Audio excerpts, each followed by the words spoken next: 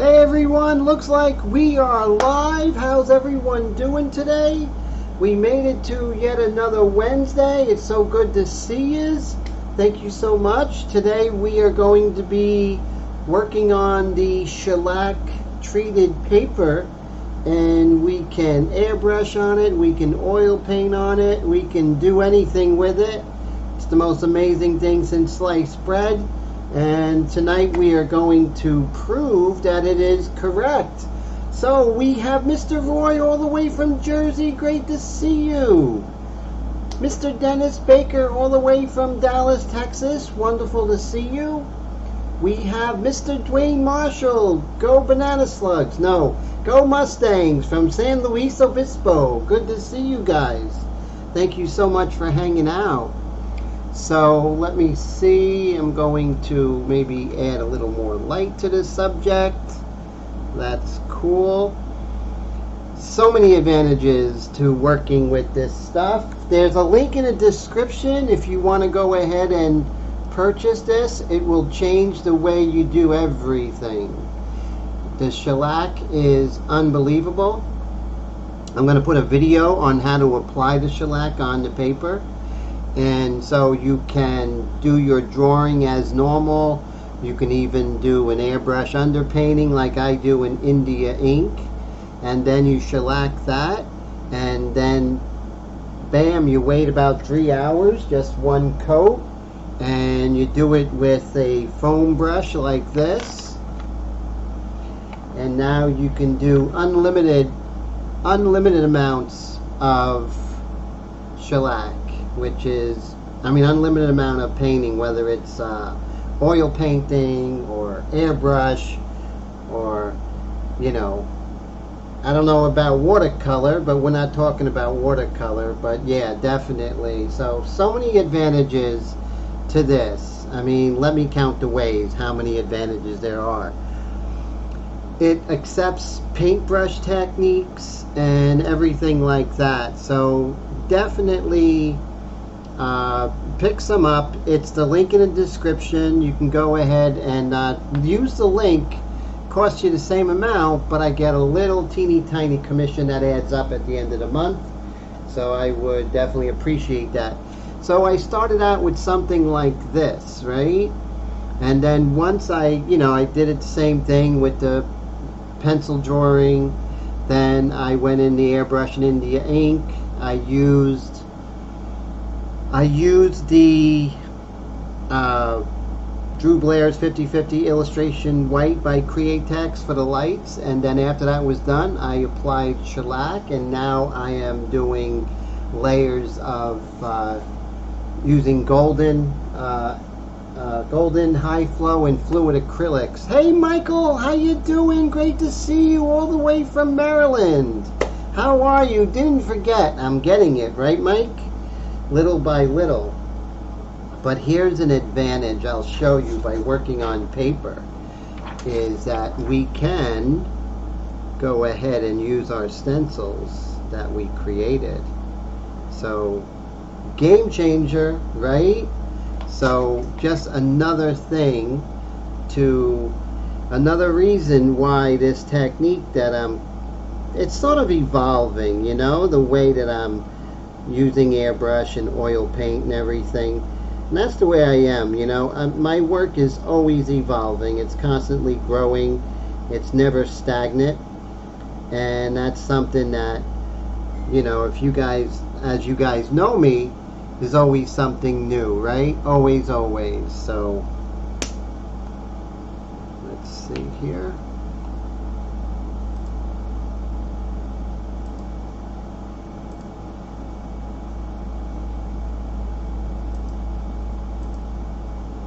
Get rid of all these windows I have on my computer.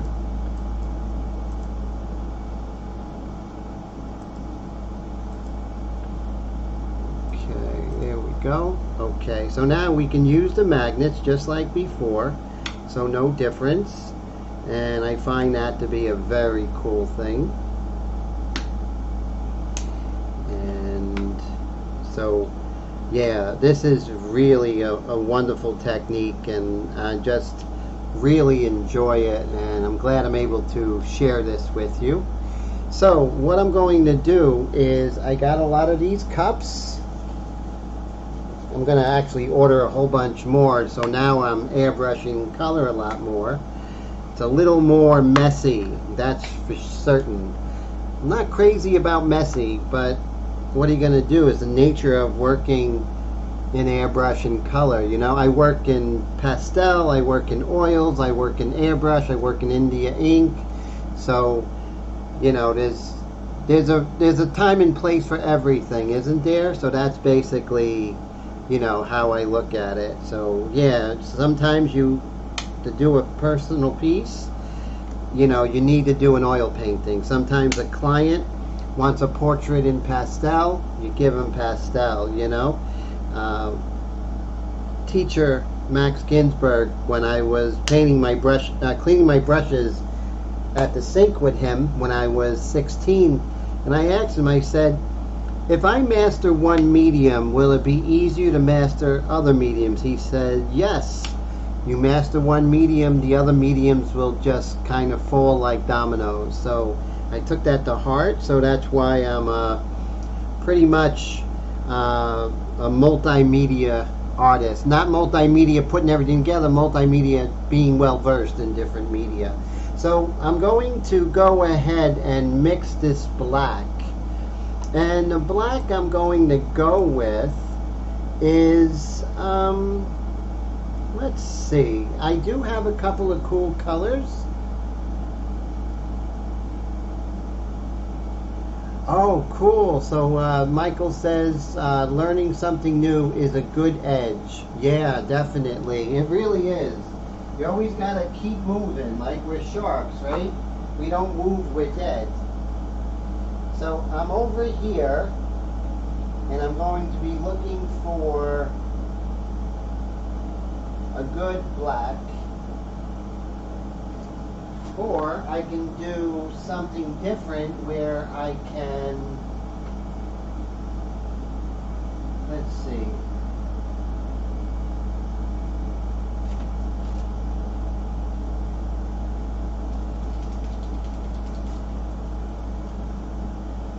So I have this shading gray, right, which is a pretty cool color. But I'm thinking, you know, don't do too much thinking, people tell me. But I'm thinking of making a chromatic black. And how am I going to do that? Good question. So, I'm going to look for a phthalo green, if we have it. Okay, here we go. So I'm going to mix some phthalo green and this, let's see.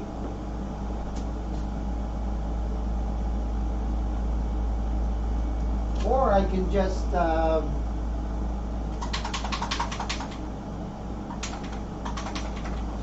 chill out and just go ahead and put some straight carbon black, because I do want a rich black in her hair.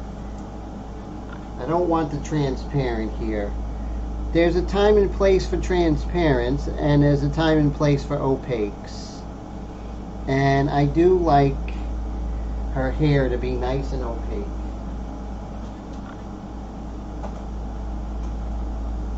So I want to thin out the consistency a little bit, and I'm going to do that by putting in some of this airbrush medium by Golden. And let me see, we can add a little bit of water. There's no reason why we can't. Let me go get that.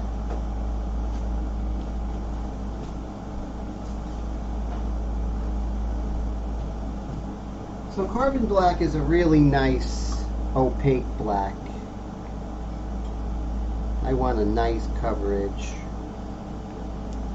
So we're going to put this water aside and get my painting out of here.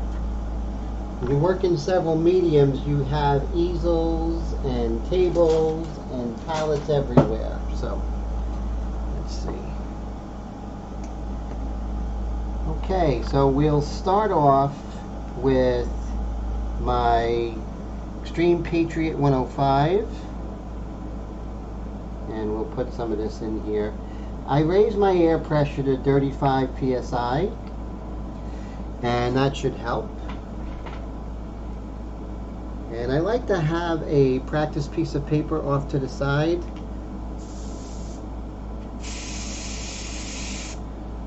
I may lower the psi a little bit. Okay, so now what I'm going to do is I want to deepen that dark, but I don't want any overspray. Cleanliness is so important, isn't it, guys?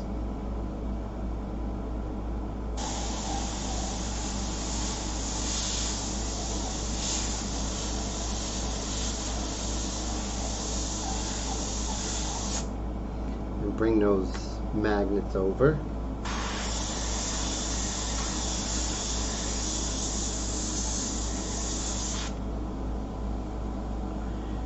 Keep those magnets really close to the edge. If they're not close to the edge, they're not going to do their job, you know?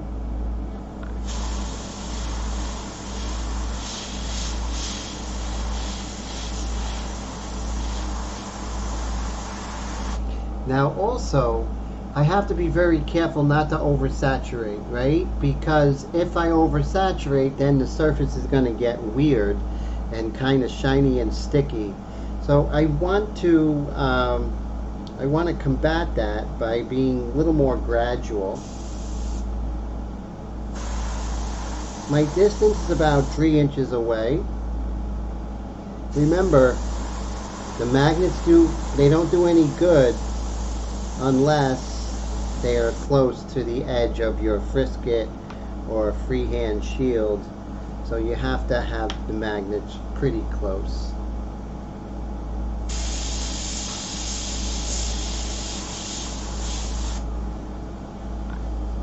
Patty, how are you? Great to see you. How's everything today? So glad you're here. So we are working on the shellac paper.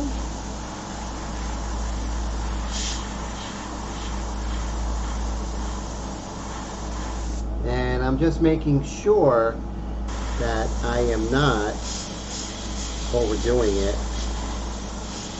not getting too wet.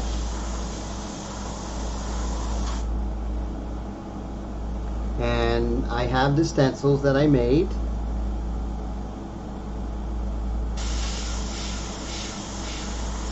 But as you can see with the shellac and the paper, now this is 184, the same paper that I used, the color line paper by Canson. Very cool.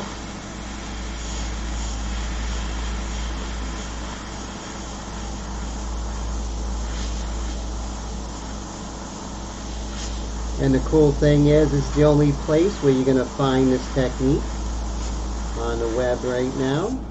It's my own technique that I've been basically evolving with airbrush and getting back into airbrush in color.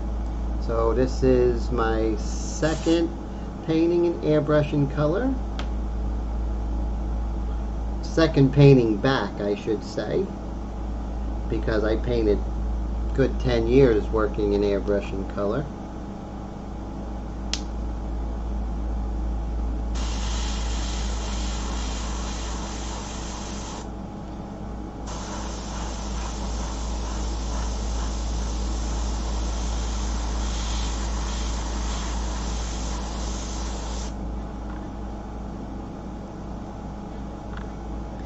Never have enough magnets, it seems, right? Oh, here's a couple of good ones right here.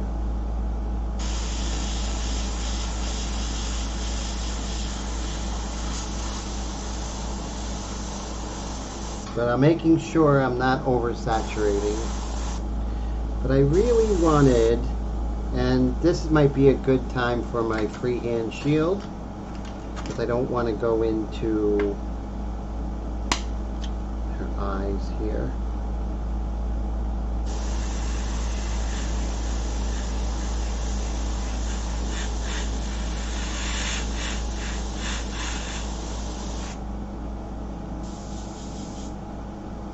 And hey, Mr. Air Todd, how are you today?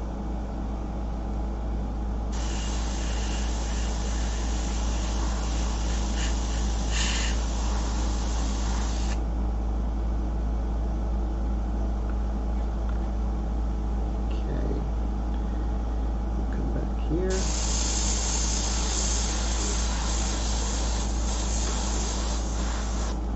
Alright, so let's lift this up and see what we have so far.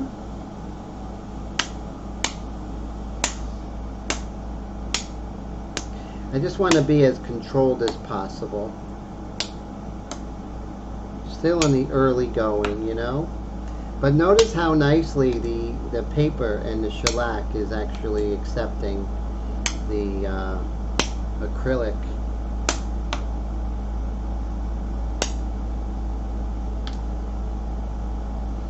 Now you always want to be careful when you lift this because it's still wet, right? So there we go. I'm really liking that. Look how nice that black actually really makes the flesh kind of sing, you know? So I think that was a good decision with that black. What do you guys think? I'm pretty happy with it. And so now we're going to kind of move on down here from there. Maybe we can just come in with a little detail here.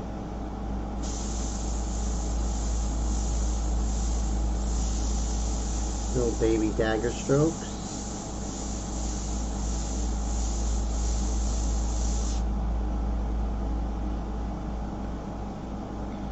And then over here it's a little dark.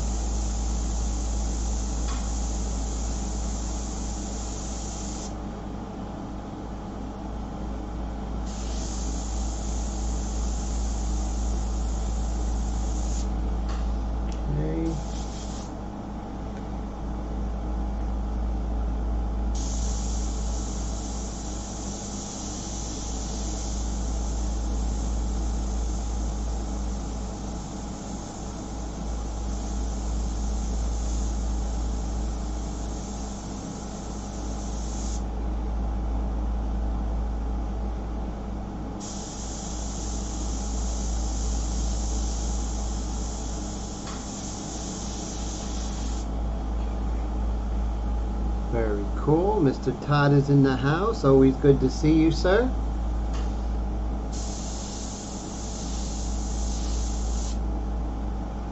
Okay, now there's a little bleeding, but that was earlier when I actually went in with the transparent shading gray and it was too wet and it kind of bled out, but that's nothing we can't fix, that's for sure. So I do have this black in the airbrush and I want to get rid of it. I want to clean it right away because I do want to use this, right?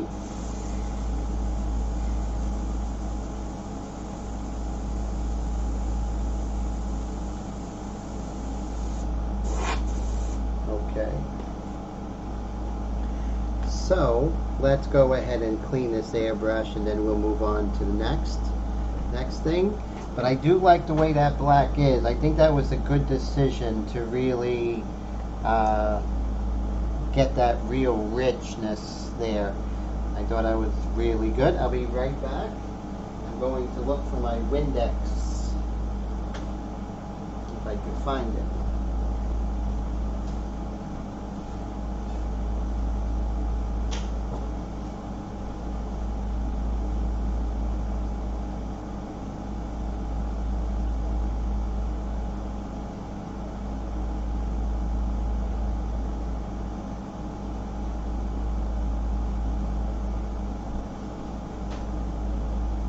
I did find it, so that's good. And let's see. So anyone out there is itching to try the shellac on the paper? Also, I made, this is really cool. I took an empty gallon of milk and I cut a hole in it, and inside I put paper towels. So when I spray, it's not going all over the place. It's contained in there. And it's healthier for me to breathe in, and also my kitty. So, very important. And now we're going to run some water through that first. And again, put it in the gallon of milk here. So I'm glad that Mr. Todd is doing okay. That's always amazing. So glad to see you, sir. Always a pleasure, Todd.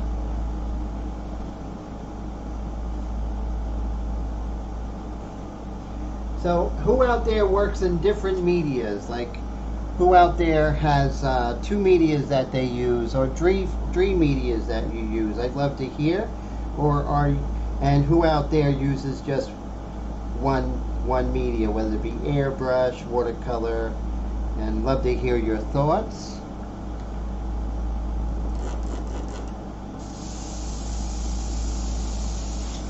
So I'm finding now when I'm working in acrylic that I need to be on top of my airbrushes, like really make sure that everything is clean right away, because it really will gum things up without warning, and I don't want that. So basically I took the needle out, spray some Windex in there, shoot that through, make sure there's nothing clogging or anything like that. Everything looks good. Now I'm going to throw some water in there because I just put Windex. So I'm going to keep the 105 for the darker colors, and for my Extreme Patriot Arrow I'm going to be using that for my light colors, even though I washed this out. I'm sure there's still a little residual darkness in there. And alright, so now we can start thinking about other colors and what else we can do. And again, it's all about cleanliness, the best that we can, right? That's the most important thing. We do the best that we can. So looking at her, let me see if I can bring the reference over to show you guys so you can see. Oh, here's a quick orange that I've been working on in Airbrush. Mr. Leahy, how are you today? Great to see you. I'm so glad you're here. So, really loving the stuff that you're doing over there on the live streams and everything, sir. The A10 Warthog is kicking butt. So, I'm very happy to actually witness that. And let's see, we have Dwayne says 1 medium, and Roy says he uses different colors in 1 medium. Very cool. Yeah, there's no right or wrong answer with this. There really isn't. It all depends on your temperament, right? I'm going to see if I can bring this young lady over. Let's see. Let's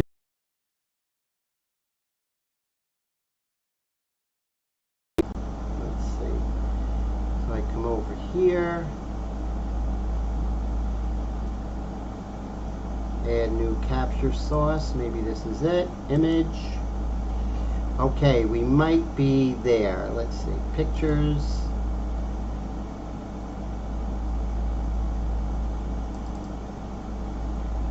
Bam! Looks like we got it. Okay, so that's what we're working towards, right?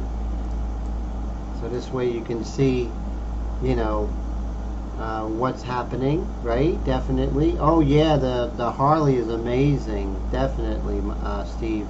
I agree with Mike over there. That's for certain.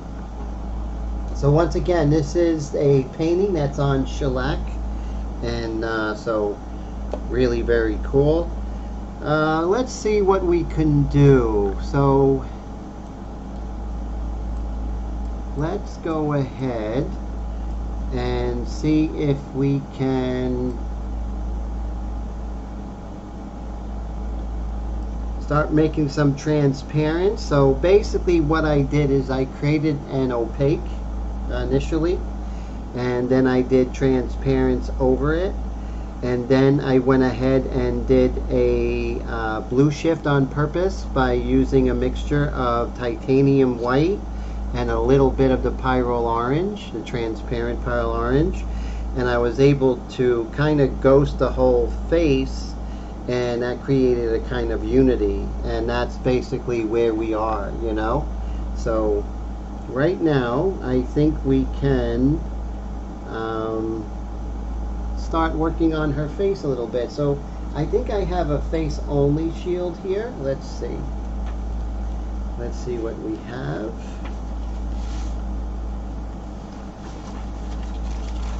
We do have it. Just gotta make sure all of this. Oh, that's not good because her hair is wet. Hopefully it is acrylic, so we should be okay. All right, great. And now we have to put the face only shield on there. Did I pull it out? I don't think I did. Let's see.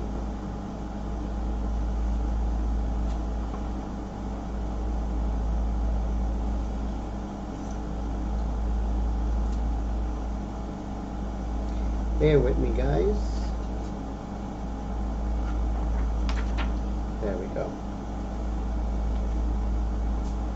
Okay. And this is cool because it's going to cover the straw. We want to keep that pristine.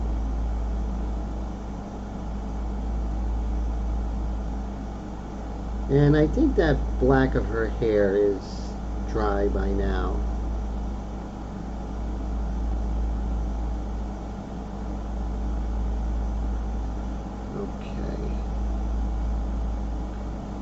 Alright, so let's go ahead and put our magnets on. So as always, I just want to thank God for giving me the roof and the health to do these live streams and the enthusiasm, and just want to thank God for that. And I always want to make sure I do that because I don't want to seem ungrateful. And we're just going to pull this over. So you gotta get these stencils right on the money. If you don't, you're gonna pay the price. I don't want to pay the price.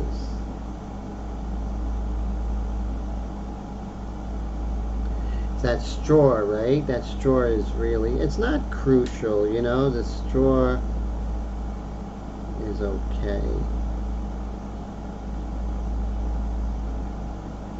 You can always adjust the straw.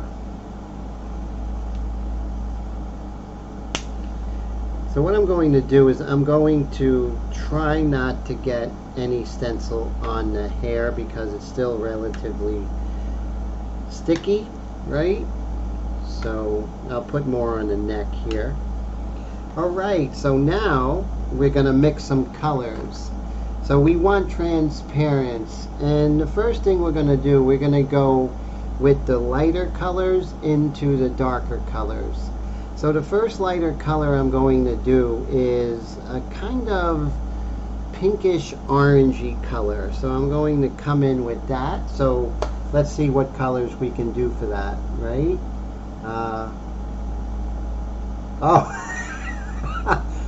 Steve says it looks like a latte work. Definitely, or a frappuccino, I'm not sure. Okay, so looking at that, I think raw siennas might be okay, and maybe a pyrrole orange, transparent pyrrole orange, maybe a little of that.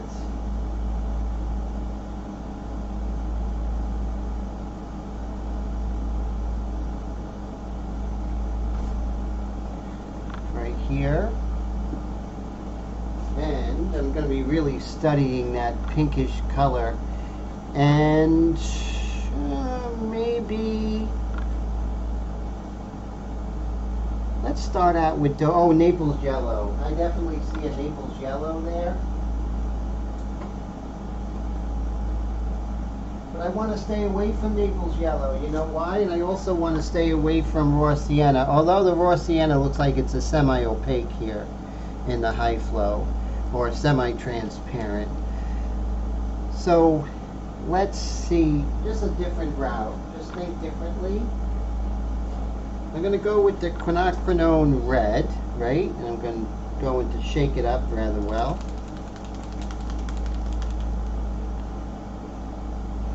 I'm going to put just a couple of drops of this quinacridone red. And I want an orangey color. Now the thing is, with transparents, I have the flesh color, so that could be my white. So I want to add like a rich orange, a rich yellow.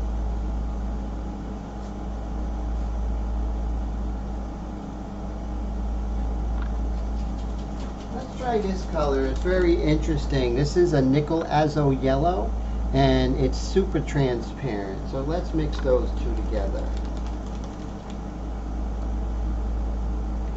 And do that far away from. Okay, so I have those two right there.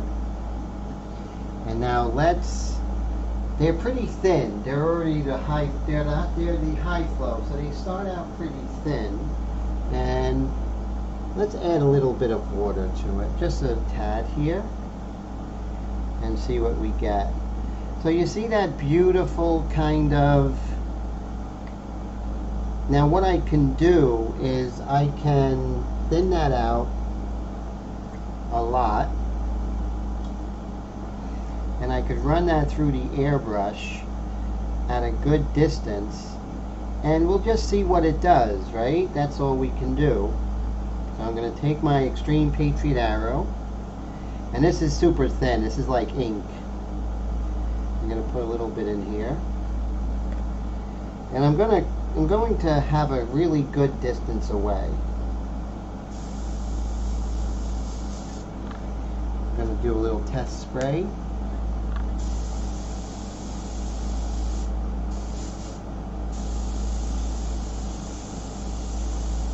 See, it's more yellow than I want it to be. So I'm going to add a little bit more of the quinacridone red. Let's do that.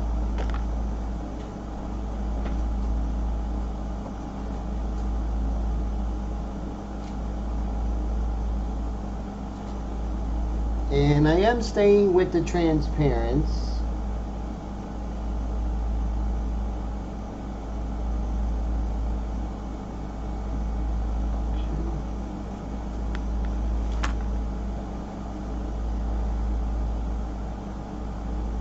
Okay, so this is definitely more on the red side. We'll see how. That's why it's so important to test before you spray on your artwork.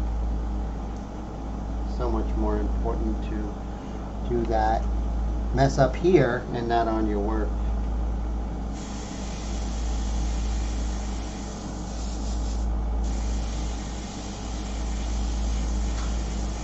That yellow is really dominating. You really wouldn't think so, right? Look at that. That's like super dominating. So with that being said, I'm going to put this aside when I need a yellow, and I'm going to start over. Now I'm not trying to mix color perfectly. That's not how I work. What I do is I want to arrive at the color. So I want to start with some of the fleshy parts of her face. So I'm just going to go with the straight quinacridone, or how you say it, red. And we start out with this pinkish color. Now there's going to be yellow all over this airbrush inside, so I'm going to spray it into my gallon of milk. Put a little Windex on that to break up that paint.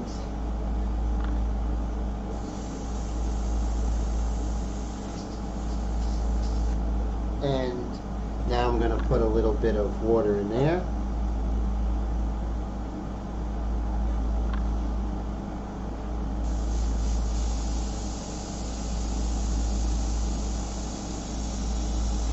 Okay, so now we have a very thinned out quinacridone red. And let's see how this looks now. Yeah, see, that's what I'm looking for. See how far off I was? I thought that yellow would just be kind of subservient to the red, but that's not what happened, you know? Michael says, I watched him tonight. I'm working on his Brother Vega painting, doing some pencil work with a new paintbrush. Oh, very cool. I'd love to see it when you're ready to show it, my friend.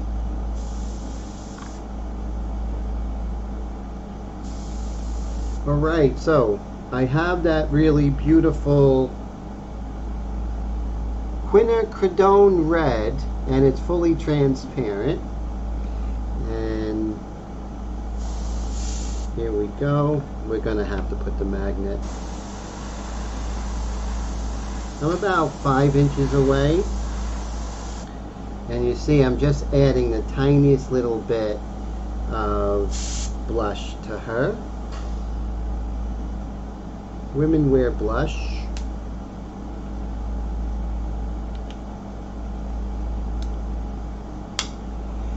I'm in no hurry, right everyone? I'm just going to take my time, and I'm just going to add just the tiniest amount of this red here, just follow my reference.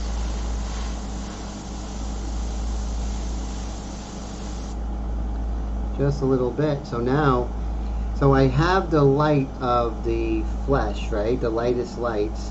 And now I'm coming in with the kind of the dark lights, which is here, is in this quinacridone red. And then I'm going to come in with some really nice kind of yellow, ochre, raw umber, gray type in the shadows. So we'll make this happen. Now I may add some orange to this, just a little bit. And also right here, I'm going to do some color. Even though this is going to be gray, I'm going to add a little bit of this beautiful red to the shadows. Even though we're going to go over that shadow with a darker color, that beautiful red's going to show up, right? Because you can go dark all day long over light with airbrush and airbrush India ink, or airbrush and Createx or Golden or what have you. You can go dark over light all day long. So now I have this quinacridone red.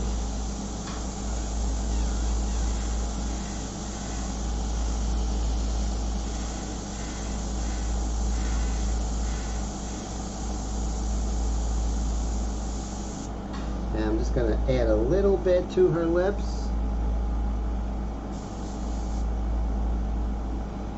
And always you want to have something to do with test spray. This is just like using my India inks.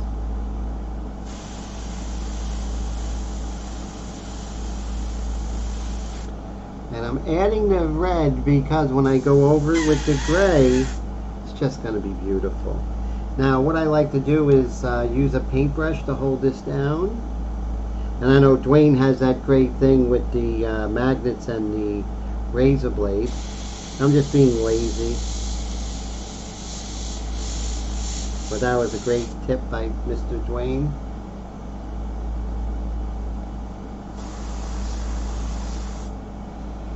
Okay, so where else can I put a little bit of life into her? Right here.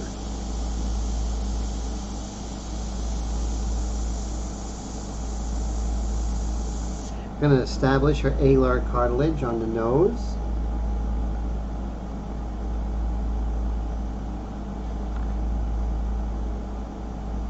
Okay, so a little bit red over here by her forehead. There we go. We'll just build things up Nice and slow. Okay, so we have that red, and I'm going to keep that red in there because we're going to come back in after we kind of work on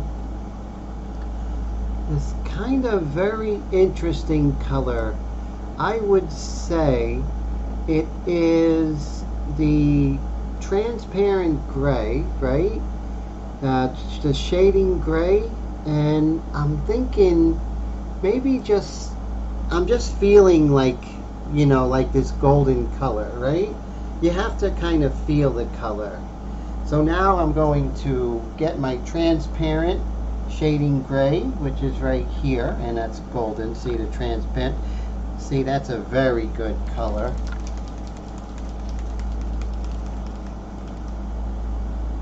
So a lot of people ask me and say, so Tim, a lot of people, was funny, a lot of people thought that I couldn't do color.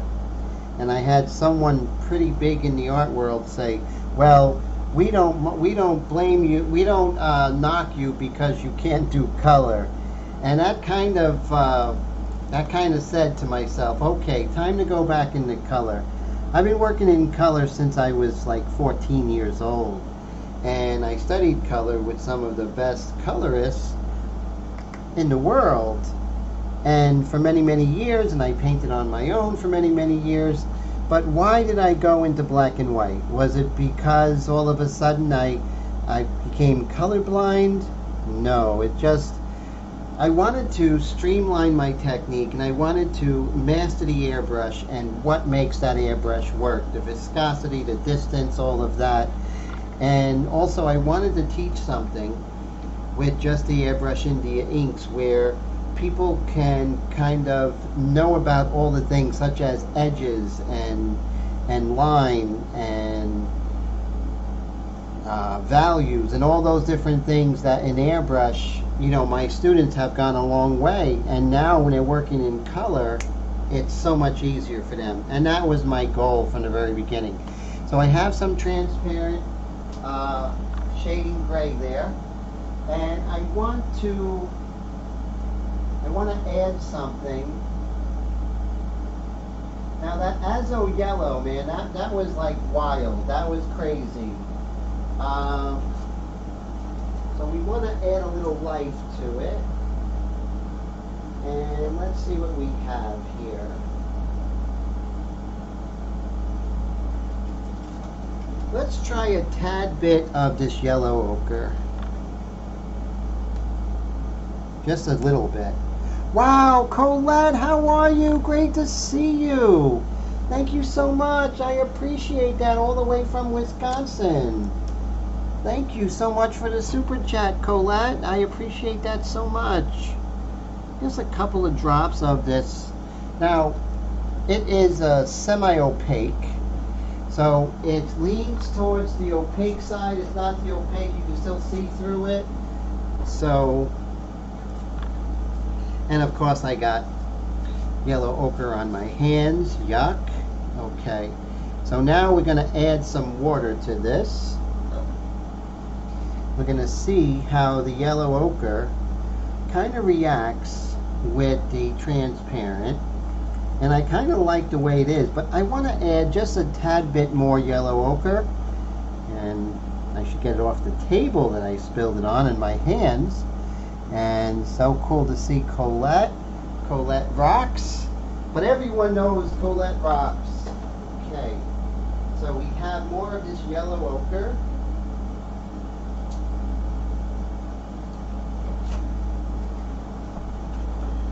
Let's see. There we go. This yellow ochre by Golden is really dark. If you ask me, it's more like a raw sienna. That's the one thing, you know, there's never really one paint company that has all the best colors. Some have like the best yellow ochre, some have the best raw sienna, some have the best transparent red. So here you see how it's starting to get like it's a grayish kind of yellow, and I think that's what we're kind of looking for.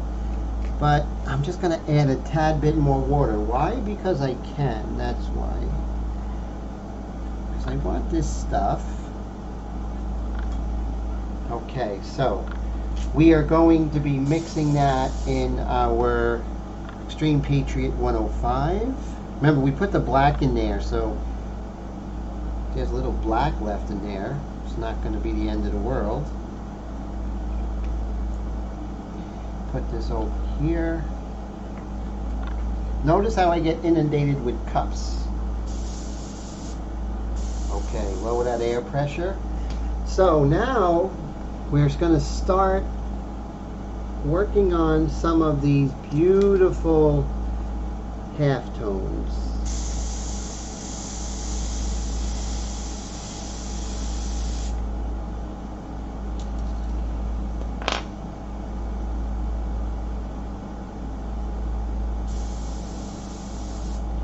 If your airbrush is not doing exactly what you want to do not work on your artwork with it.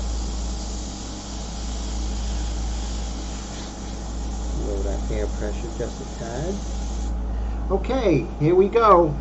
Alright, so first thing I'm going to do is I want to work on the space that's underneath the zygomatic bone. Hey honey, how are you? Great to see you. So glad you're here. Let's see how this works.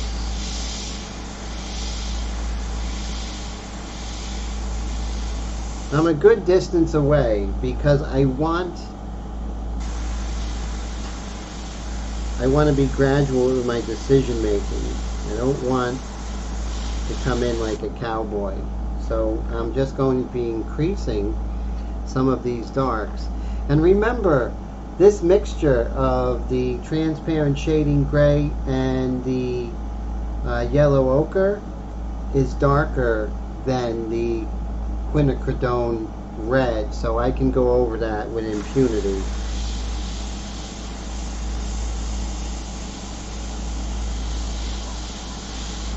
See how we're working on her cheekbone, which is really cool.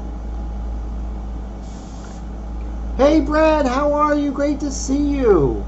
Brad says, any wonder many of us artists are perceived as eccentric? Arrive at the color, talk to the brush, feel the color. Yes. Definitely, Brad. We're definitely not mainstream. That's for sure. My whole life I wanted to be mainstream. As I get older, I just kind of resign the fact that I am who I am, like Popeye.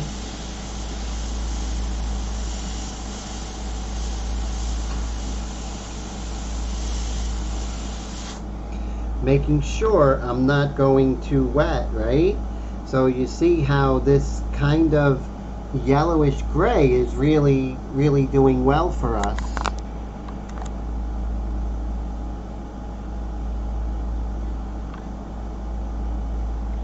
Let's see if we can zoom in for you. It's like, what are you doing, Tim? All right. Okay. Wow, honey, thank you so much for the super chat. I really appreciate it. Thank you so very much. $20. That is so wonderful. Thank you for your support and your friendship. I really appreciate that so much. It's so exciting, you know, going into color after doing the live stream in black and white for like 3-4 years has been scary, but you guys are really encouraging me, so definitely thank you. I thank you so much.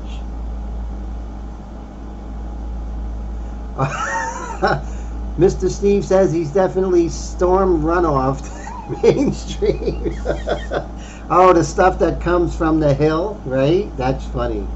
Thank you again, honey. That is so amazing. I really appreciate you.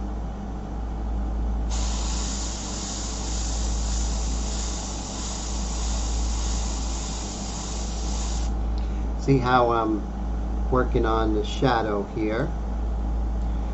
And again, I'm just in no rush, right?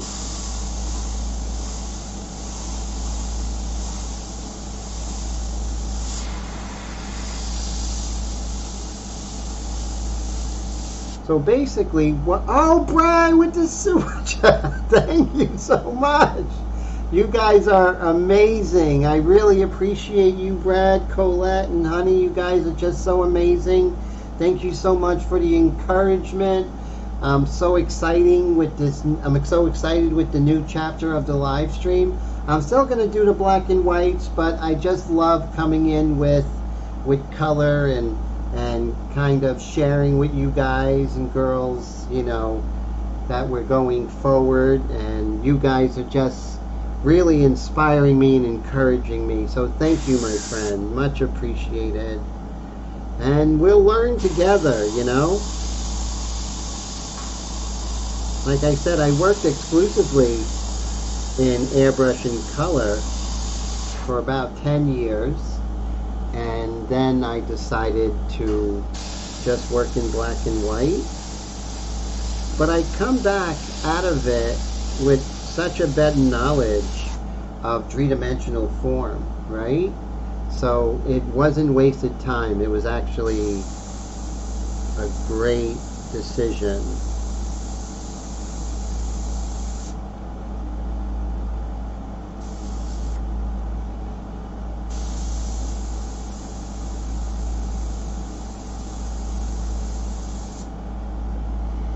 And you can see I'm working under her nose.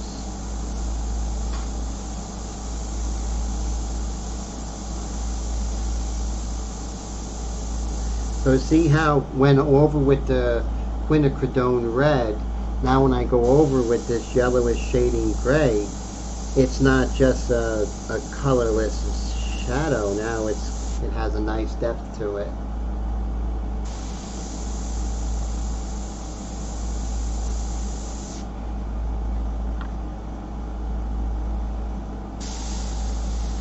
So basically what I do is I'll work and I'll darken it, and then I'll knock it down with purposely doing a blue shift, and then I'll work in darks over it again, and I'll probably do that about 3 times until I get that kind of oil painting look to it, you know. Oh, Brad says don't forget to smash the like button. Thank you, sir. I appreciate that. And so little by little we'll get there. But you've been hearing me say that with the airbrush and India inks. Working in color is no difference, right? No different in my approach. And we arrive at the color. We're definitely not trying to mix a color.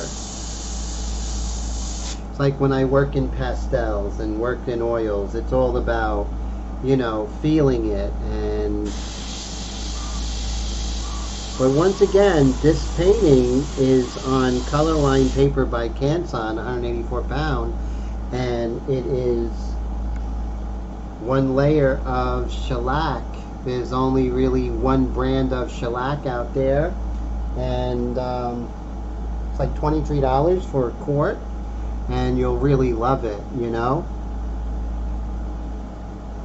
You know, so far it hasn't, right? So that's a really good thing. No difference than if you're working on board or canvas treated with gesso. But I am having good luck so far, you know, so that's pretty cool. And I may lower that air pressure just a little bit.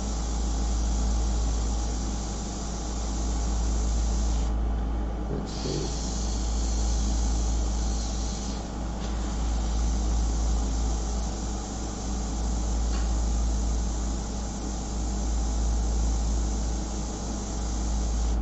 Still that 1 second rule. Now you see I went over, and my first instinct is to erase it, but no, you want to suppress that urge.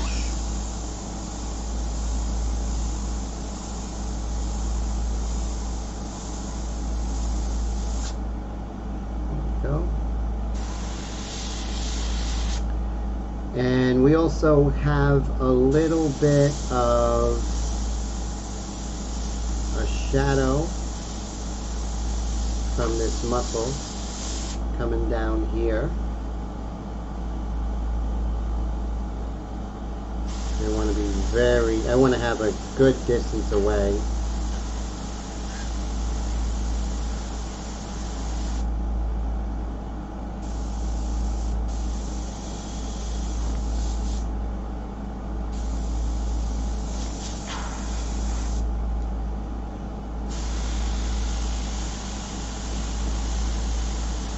So the further I'm away, the more subtle it's going to be, right? So make sure you're further away.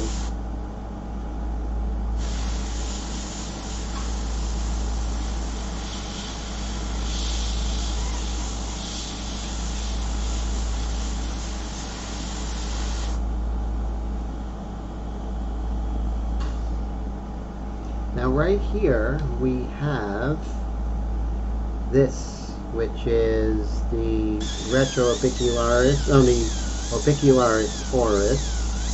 It's a little darker here.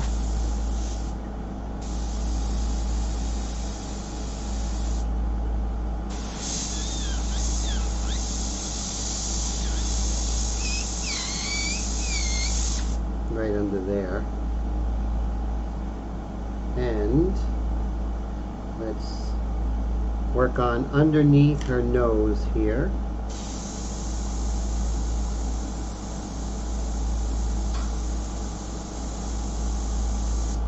There we go.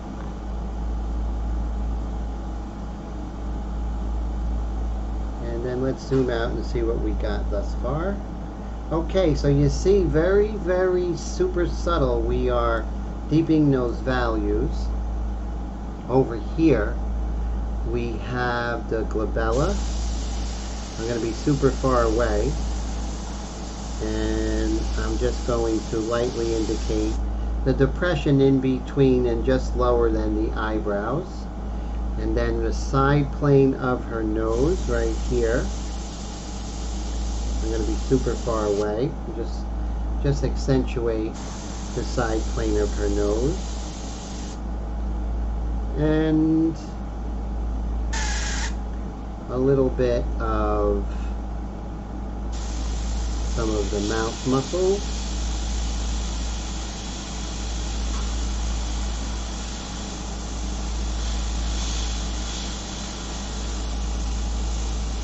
If I'm far away, then it's going to be super subtle. Remember, this is a young lady. We don't want to make her look mannish.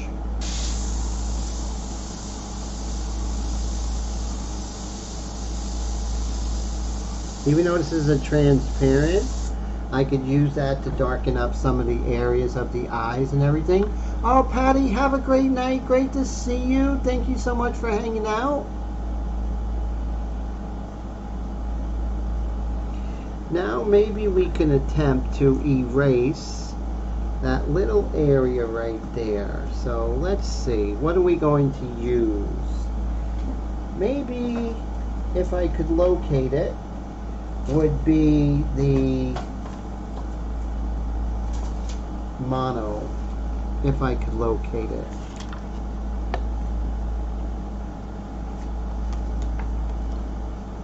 Here we go. So let's see what it does. It might do nothing, but it's worth a shot. It's not doing much, so let's see if we can get a little more aggressive. Oh, there goes the battery. Let's see. You see this here.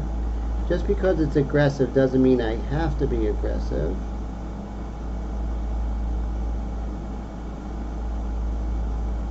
Okay, so what I'm thinking of, so when you're working on opaques and transparents, I may have to come in with an opaque, but I don't think so. I think I fixed it, and I think right there is where we have to kind of continue with that shadow. Let's see.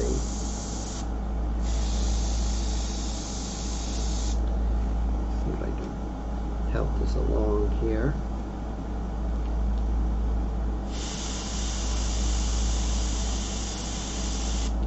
There we go, that looks better, doesn't it, guys? So I think that kind of rectified the situation. Oh, Colette says she's looking amazing. Thank you, I appreciate that. Thank you so much, Colette. So all that, you know, going with the Airbrush and India ink, you really learn about seeing values and building up the values slowly. It's all the same. Gian Augusto Dominic Angra, everyone knows he's my hero from art history, and he said it takes 20 years or so, 25 years to learn how to draw, and I think a day to learn how to paint. And of course that's an exaggeration, but I know what he's saying is that, you know, learning how to paint, learning how to draw, that's the biggie. And let me make sure I have good flow here. Actually, you know, I don't have good, not flow, but I'm kind of running out, so it's kind of coughing. So I'm going to put a little more of that in there.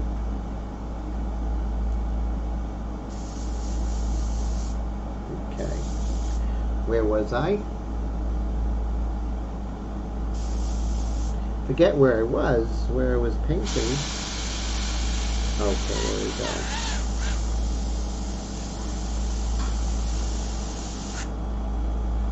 She has some really nice zygomatic bone structure there, so definitely want to do that justice. And since I'm here, why don't I just darken these values? Even though it's a transparent, we can darken things some.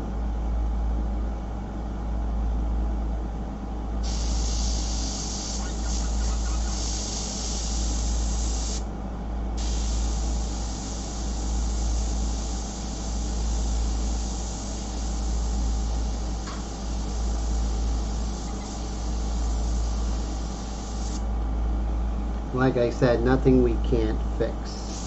So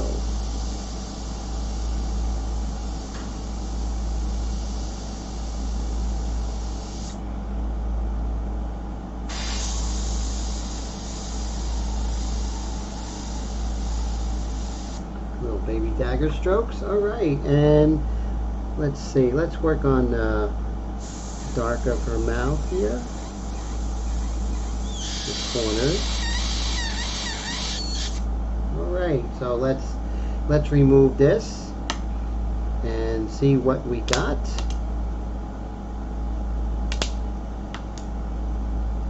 We'll zoom out. So basically I'm just after working it, you know, working the shapes, working the chiaroscuro, all those things. There we go. So we deepen some of the values there, which is really good. And of course we're going to work on some of the shadows, some lights that I see that don't belong. Wow, Mr. Dennis, thank you so much from Dallas, Texas. I really appreciate you, and I appreciate your encouragement and friendship. Thank you so much, sir. Really, really appreciate you guys. You guys are really just blowing me away tonight. Thank you for the super chat stickers. I really appreciate it, sir. Just very encouraging, and like I said, going into something new like this, it's a little scary sometimes, but you know, you guys really just let me know I'm doing the right thing, and that's important to me, so thank you. So looking at her hands, I could see that we can darken this value like we darkened her neck, right?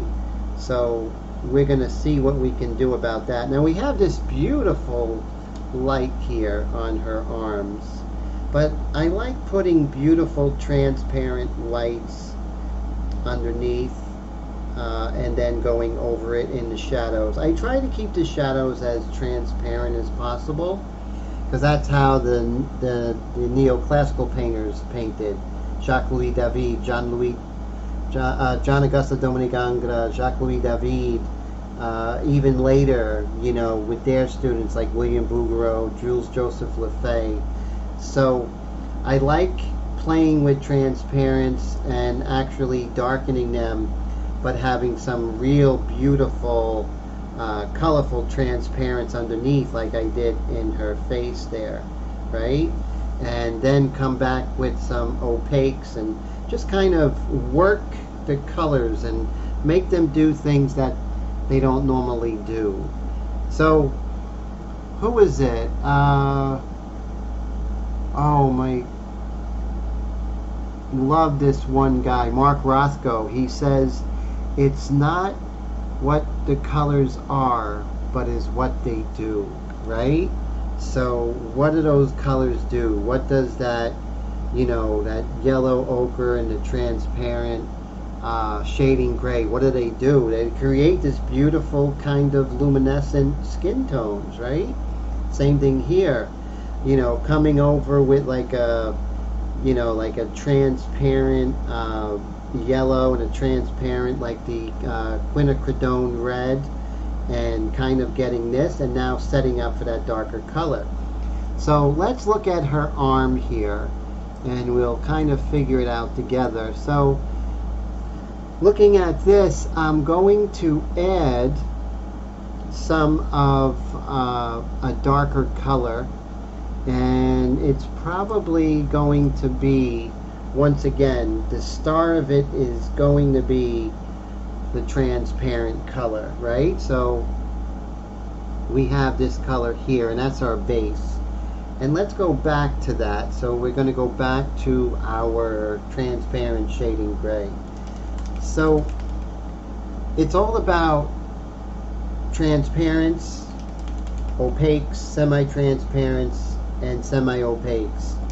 And so this is like free art lessons I'm giving you guys, and these are not just art lessons of my own travels, but also what I'm discovering from the old masters.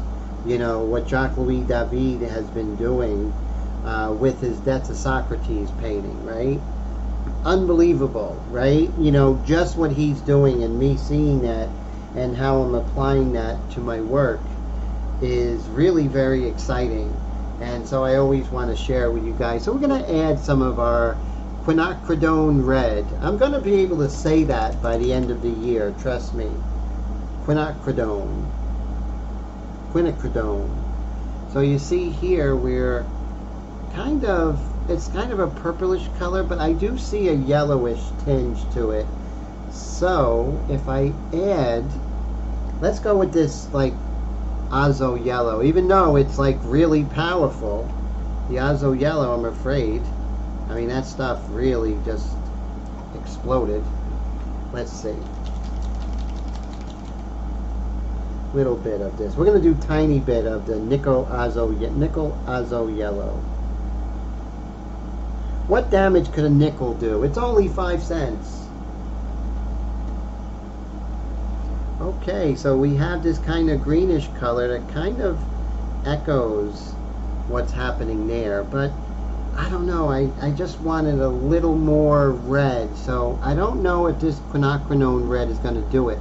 So let's try a little more powerful red that is very transparent, and it is called alizarin crimson. So let me go find alizarin crimson. If you were alizarin crimson, where would you be, right? So let's see.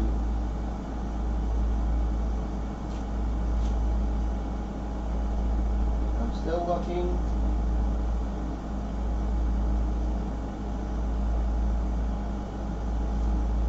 Still looking.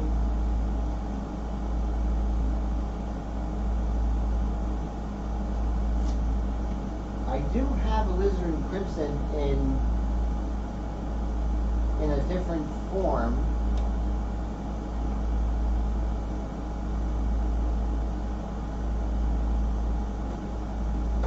Van Dyke brown. No, I want color, so I don't want to blow it out by just going with brown. That's kind of a cop-out.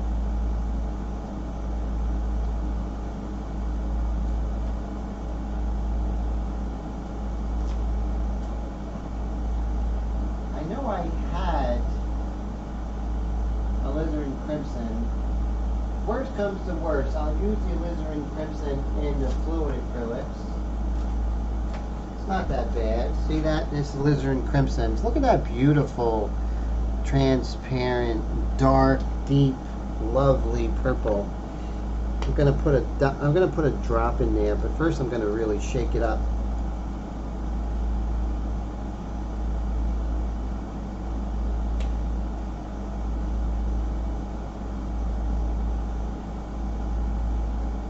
Notice if I put 2 drops of this alizarin crimson, I have to put 2 drops of the airbrush medium, because you have to dilute the airbrush medium, the fluid acrylics 1:1. So I have to do that. So let me get that.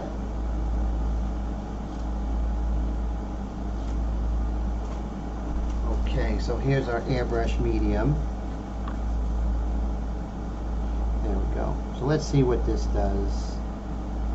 So it's kind of a rich, kind of brown color. But here's the kicker. If I dilute it nicely, right, and it will just be a transparent sheen over the beautiful red and yellow skin tone I have underneath. So you see that? Now what I'm going to do is, we were using our 105, so let's clean that out. And we're going to put a little bit of this in here. Now it looks dark here, but it's different when you actually spray it. So the great thing about working with transparents with airbrush is that you really see them transparent, right? It's just totally beautiful. So let's get a freehand shield, or a freehand, not a shield, but a freehand stencil that I made for just the arms. Here we go. Because I don't want to overspray on the shirt that I worked so hard on.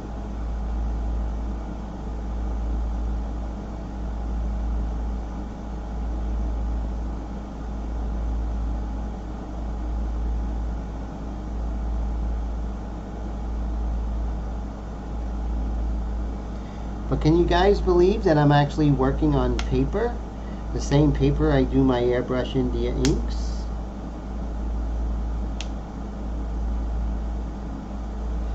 Now there are areas where I want to leave more of this beautiful yellow orange, right?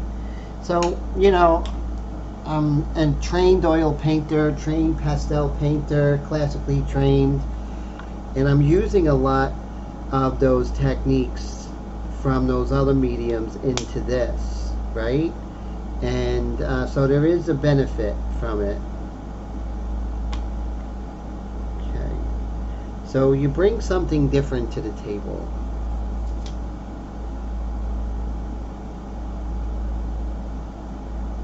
Let's make this happen, my friends. So up here in her thumb, it's super light, right? Super pink. And I'm going to stay away from her fingers, the lights of her fingers. And it covers the cup nicely, so that's good. And I'll be using this to kind of work that out.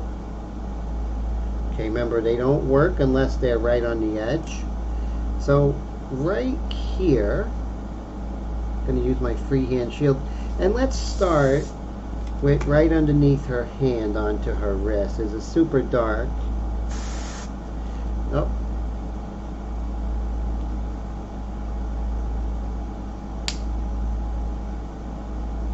There we go. So we have this dark. So even though you're using, you know, the freehand stencils that I made from my drawings,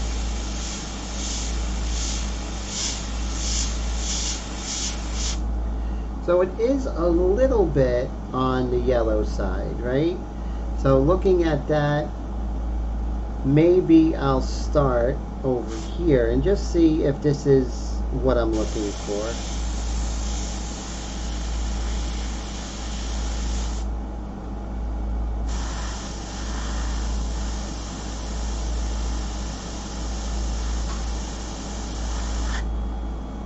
And I think it's okay, but I don't think it's 100% there yet.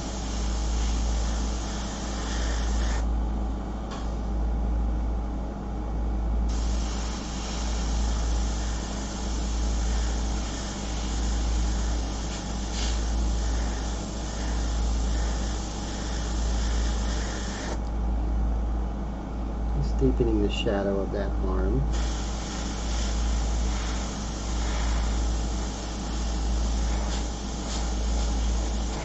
And if anything like doesn't look quite right, I want you to suppress the urge to fix it right away.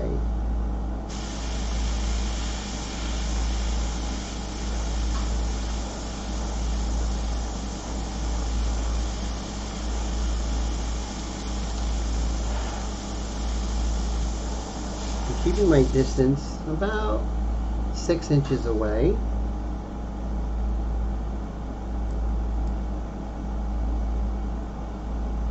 Okay, I don't want to work on that finger, so I'm going to protect that finger.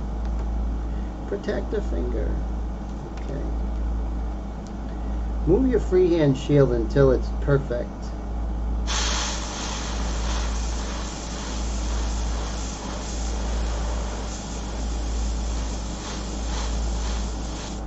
And if you want a variety of value, then make sure you just go ahead and change your distances for the intensity that you're looking for.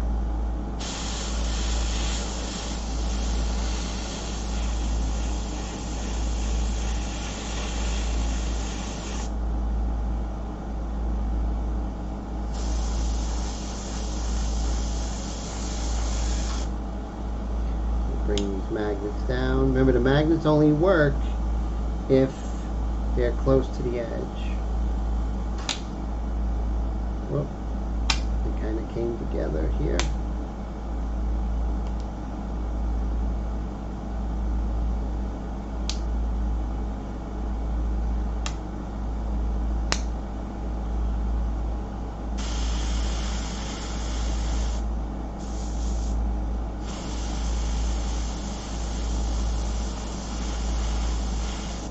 And what I plan on doing is going over this again with the mixture of the titanium white and the pyrrole orange to kind of, you know, make it more like a shadow and unify these shapes. Because with transparents, if you just work in transparents, the shapes kind of separate in the colors, but when you go ahead and kind of blue shift them on purpose and then go over them again, it really works. Okay, so right here in between,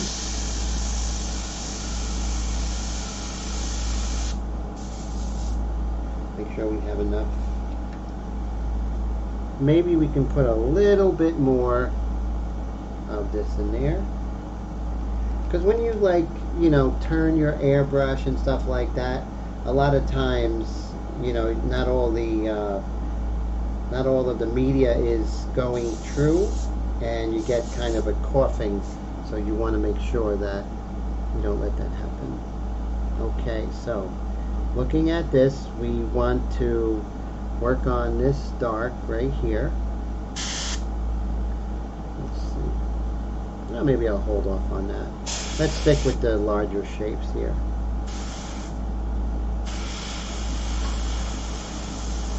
Still with the 1 second rule.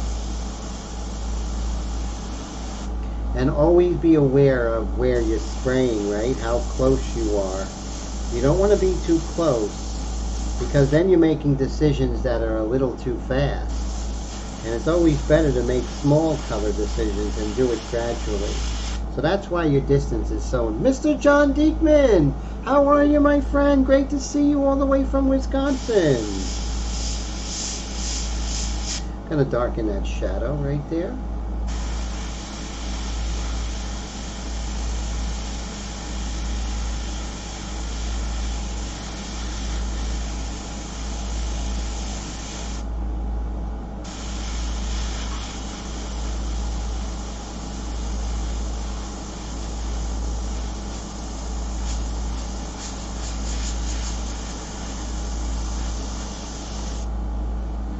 So just very slowly deepening her arm here, making sure we don't get under spray. This is bound to happen.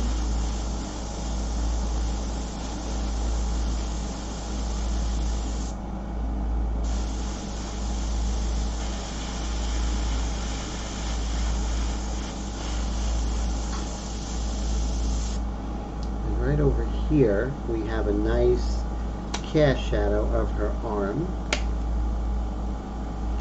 guess we'll put one of these magnets right over here. We have this cast shadow right here, right underneath the shirt, the sleeve. Bring this in.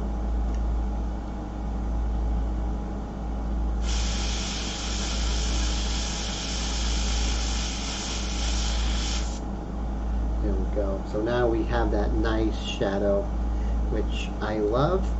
And we also have the little shadow of the crease of her arm, a little forearm here. There we go, see that? And these are things that are going to look good when we lift it up. But we're going to do another layer, kind of darkening it up a little bit more, and then we're going to do the same as the neck, where we'll go ahead and we'll kind of blue shift it on purpose and then come back. Put these right on the border. Make sure you wipe off your freehand shield. You don't want to reposition paint. That would be horrible. Horrible, horrible.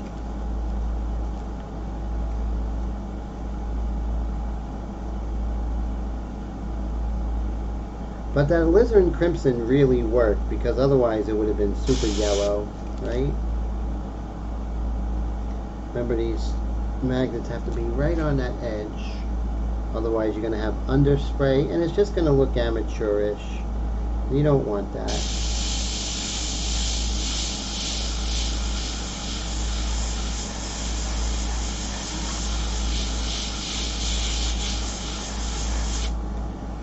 See that? Now we established that. Okay, so let's go ahead and lift this and see how it looks. Right now it looks a little bit different, but once we lift it, we'll see it a little more clearly. And as you see, I like moving around, right? I don't like staying in one area.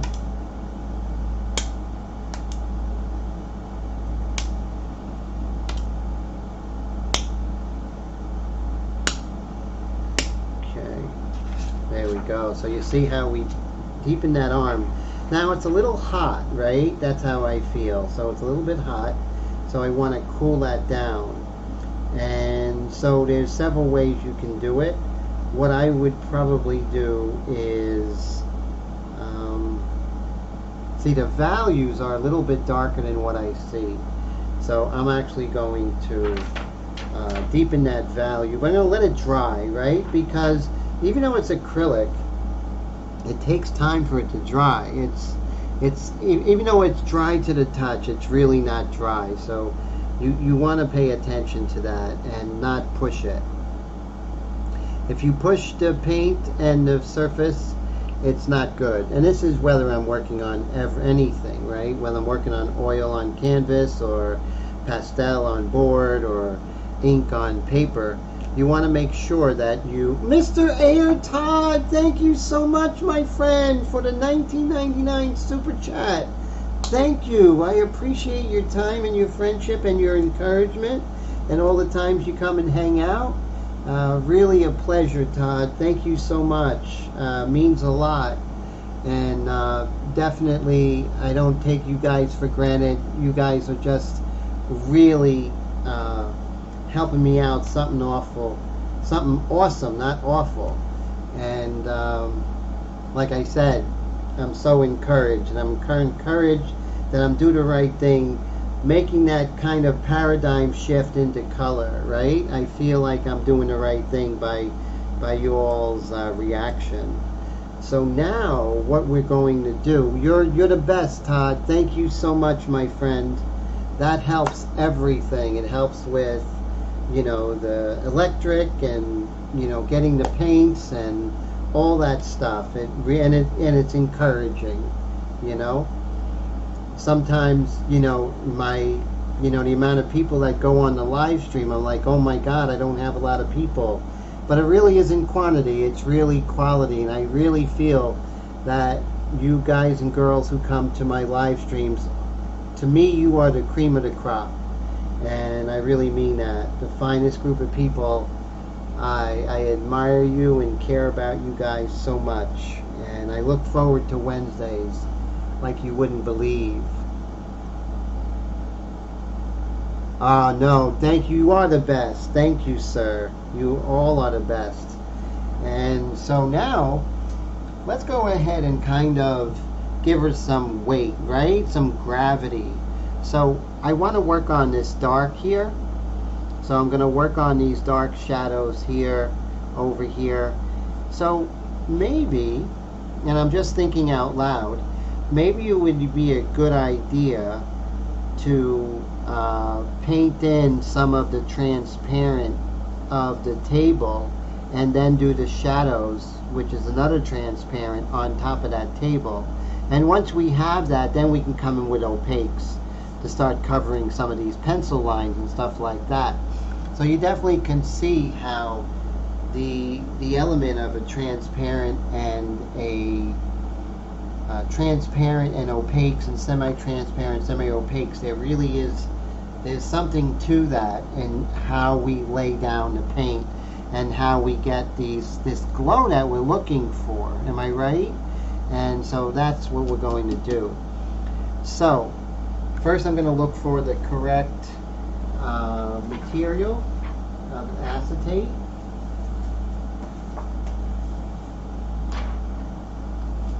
And we are looking. So this is the table, right? So let's see if I do have it. If not, I'll work on something else. That's all. So this is, let's see, this one.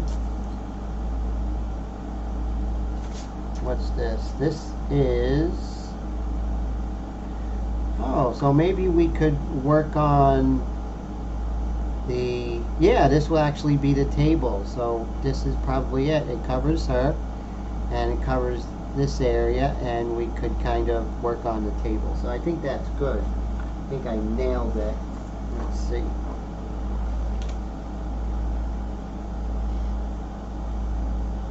Isn't it funny sometimes when you put the acetate on the painting, it's like, wow, it looks better with the acetate.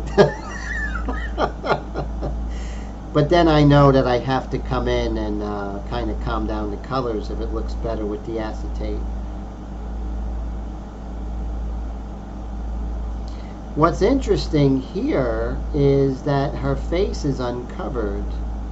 So that's interesting. So not sure why that is. It's me trying to be economical when I was actually making these stencils. Economical? Is that a word?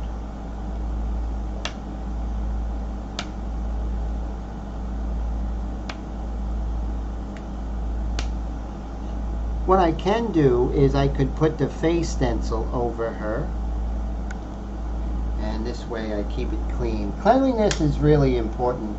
So, okay, what I learned from being an airbrush painter for the last 13, 14 years, right? 14 years of working in airbrush. What did I learn that I brought into oils? So I'll show you this piece that I did. I'm almost done. But I used Frisket film on this.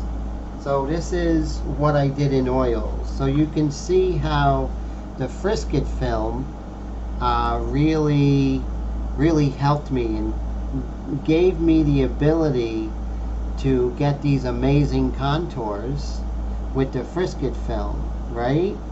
So that's what an oil painter, that's what happens to an oil painter when they take 10, 12 years to work in airbrush. You start doing things that oil painters don't think of. So look at this, how that the Frisket film really helped me as an oil painter. And also a lot of the oil painting techniques are helping me as an airbrush painter. So basically what I'm saying is that, you know, it doesn't hurt to do different mediums. It's okay to do one medium, but it doesn't hurt to do others, right? It's It's only going to help you. It's not going to hurt you. Alright, so I have to make sure that this is perfect. I don't want any ghosting. Okay. Lots of magnets. You know, you think you have enough magnets until you don't. Now there's this beautiful red here. I'm going to hit this red. And I learned a lot from Steve Leahy's live streams when he does stuff like this, because he's like the master at this stuff. You know, of isolating areas and spraying them. It's just really fantastic.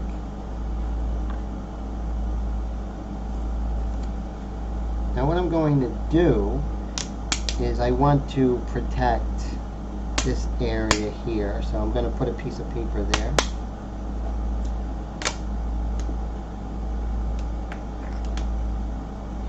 And that's funny what, you know, with the airbrush, there's a lot of busy work, right? A lot of things that you're doing in between.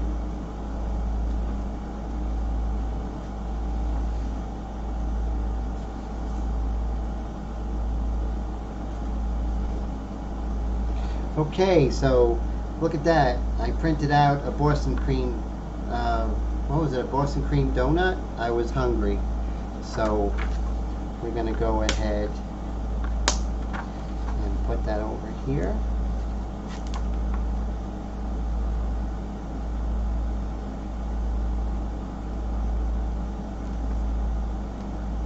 Just going to cover it. Even though I'm just working on that red area, I'm really being overkill. I just don't want to cause any issues. Alright, so that's a red, right? That's a real beautiful red back here. So, quinacridone red?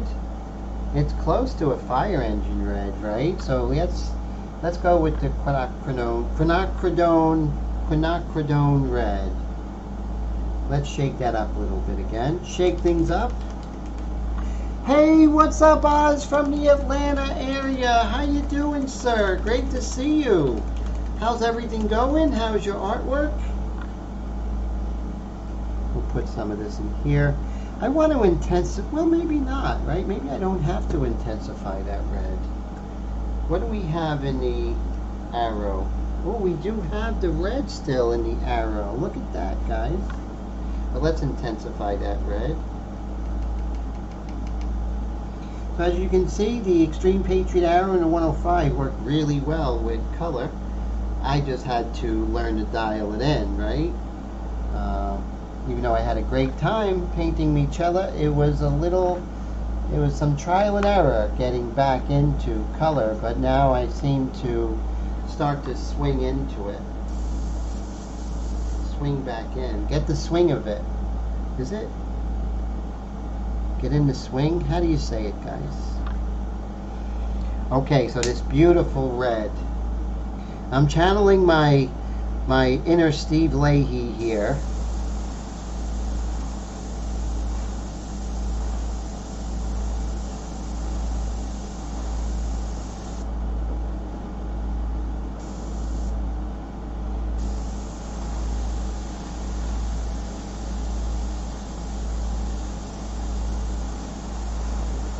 Let this catch up. There we go. Just let it catch up. And let's see. That's a little on the magenta side, wouldn't you say? It's a little magenta. And so we have the quinacridone. Let's see what else we have. We can actually go opaque. We can go full on opaque here. So I like this primary magenta, but that's still not it. Let's see. Fire engine red. Here we go. But this is old.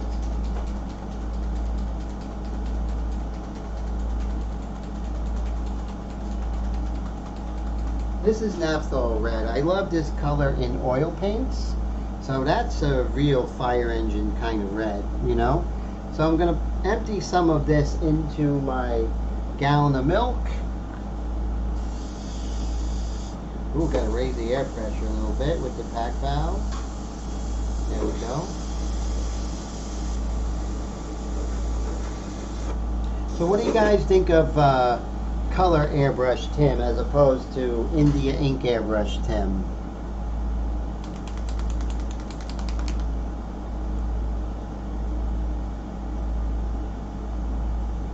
I'm going to break some rules. I'm just going to put it right in there. I know I'm kind of going crazy here, but it's a really nice fire engine red.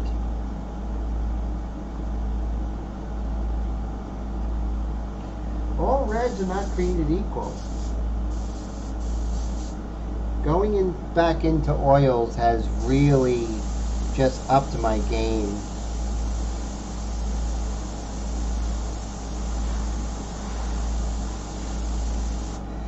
Let me give you some insight. This is a naphthol red that I had. I purchased this a long time ago, probably like 2011.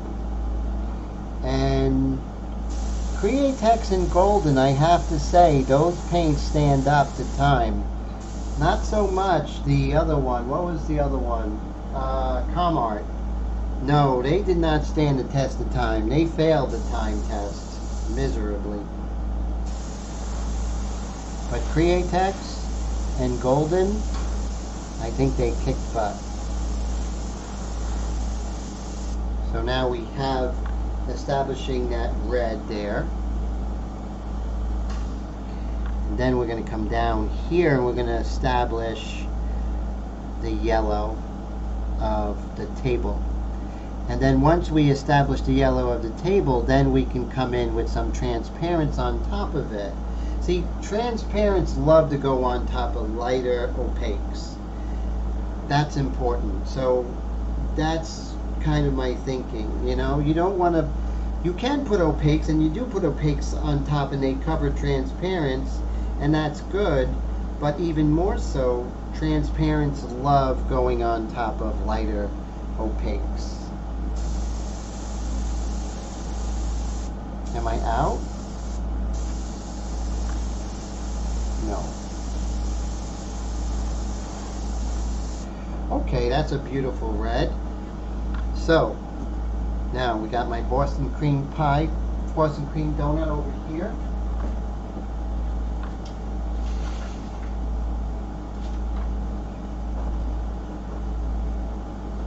And I have notes from one of my group classes right here about opaques and transparents.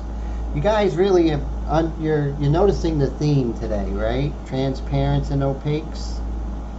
It's like, calm down, Tim, we get it. No, honestly, it's important.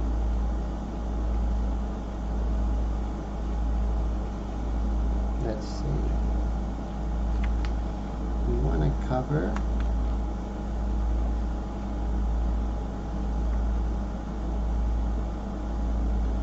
Okay.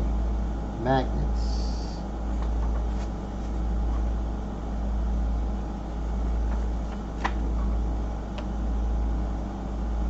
Hey, Mr. Patrick, how are you, my friend? Great to see you. Brad says, color is great, but so is India ink. Thank you, sir. I appreciate that, Mr. Brad. Patrick says he personally felt the Comart was really very nice color to use. Sprayed so very nicely without reduction. Oh, yeah, I mean, it's a great paint. Don't get me wrong, Patrick, but it didn't last long. I mean, when I say not last long, like after 3 years, it got really, I couldn't use it anymore. But not so with Golden, and not so with Createx. So definitely, shelf life is very important to me. I don't always use the paint right away, and I think a lot of people feel my pain with that. So that's why I'm like 3 cheers for Createx, 3 cheers for Golden for that.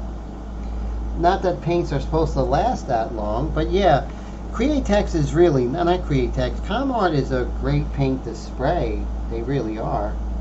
I agree. Alright, so, one more here. Right there. Okay. So, One more layer of the red. Why not?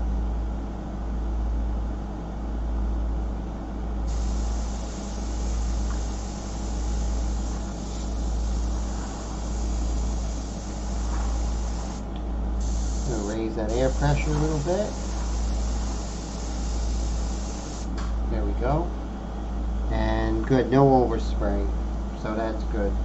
Alright, so now we're going to work on that yellow. Look at all these cups. I'm inundated with cups. Cups everywhere. So I'll put these off to the side.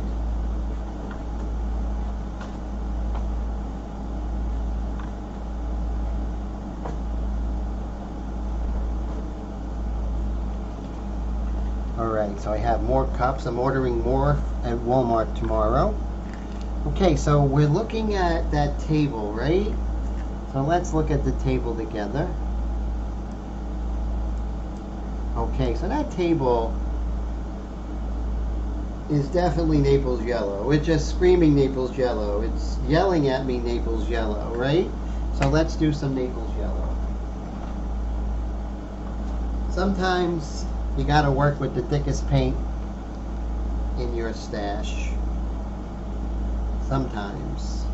Shake it up really good. This is by Golden. It's fluid acrylic, so it's thick, so I have to mix this 1-to-1 with the airbrush medium before it's even ready to think about going through my airbrush. Ooh, look at that. That's really gooey. Oh no. So that means we got some work to do, and let's look for the airbrush medium. Here we go.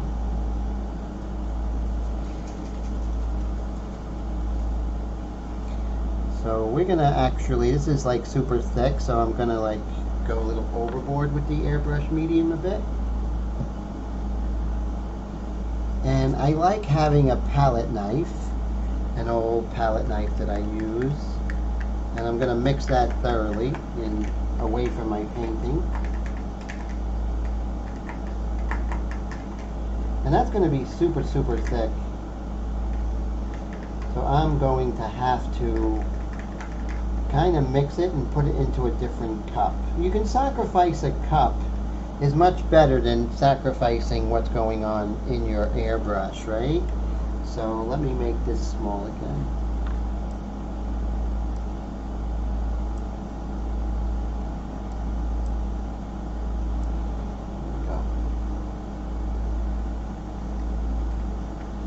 See, it's still on the thick side. So I'm going to add a little bit more of the airbrush medium because it is a little thicker than I know is going to be able to go through the airbrush. Oh my god, is it really 11:14? I thought it was like 10:20. So thank you guys, I mean, for inspiring me and making this live stream go really fast. I can't believe it's 11:14. Wow, that is like really weird. Sort of like a time warp. I hope you guys are enjoying it as much as I'm enjoying painting. So I'm adding more of the airbrush medium. See that? Getting that nice and thin. So that's kind of close to it, right? Remember, we don't have to add white because it's going to get lighter with the application. Now it's a nice opaque color, so maybe we could add, so I'm looking at that yellow, maybe a little bit of titanium white. Now why am I not going with zinc white? I was talking big on zinc white. Well, when you're working in the face, zinc white is nice because you are you know, you're being very subtle and you have a transparent white, but this is pretty opaque. So I'm going to add a little bit of my titanium white as soon as I find it. If you were titanium white, where would you be? Let's see. Titanium white. Here we go. Just a tad. See that? A little bit of titanium white.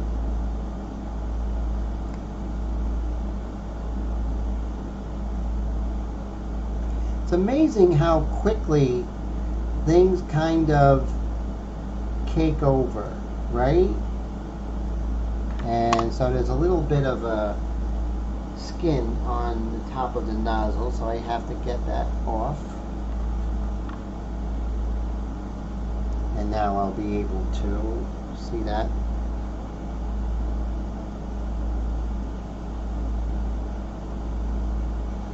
I'm gonna add quite a bit.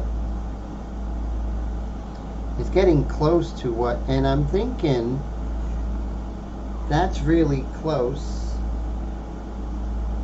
Let's get back to our palette knife. Plastic palette knife is good.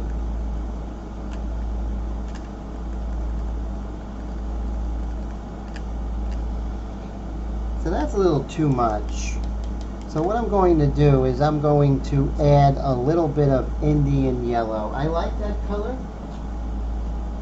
As soon as I can find it. Nope, that's yellow ochre. Here we go. Indian yellow is an interesting color because it has a little bit of orange into it. And this is golden. But is it dominant? I'm putting 2 drops and I'm just going to see what that does.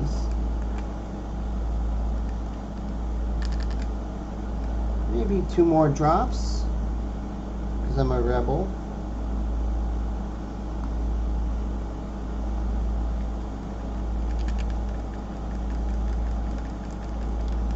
So even though I have this lighter opaque, I can always go over it with a transparent. Remember, transparents love going over lighter opaque colors. And that's a rule, and a good rule at that. So I have 2 colors here. Remember, this one had my dark skin color, right? So I'm not going to use that. That's the Extreme Patriot 105. But the other one had the Naphthol red, and so I'm going to have to clean that thoroughly. So again, I'm going to come over with my gallon of milk. My cat thanks me. And this got pretty thick at the bottom, so I'm going to start with some Windex. Once again, if you don't realize that this painting that I'm working on is regular color line paper by Canson that is treated with, believe it or not, shellac. And you can see I'm having a good time working with it. No difference than if I was working on a gessoed surface or a U-boat paper or something like that. So it's really cool. So there is a link in the description for the shellac. It's only $25 and that will last you for a year.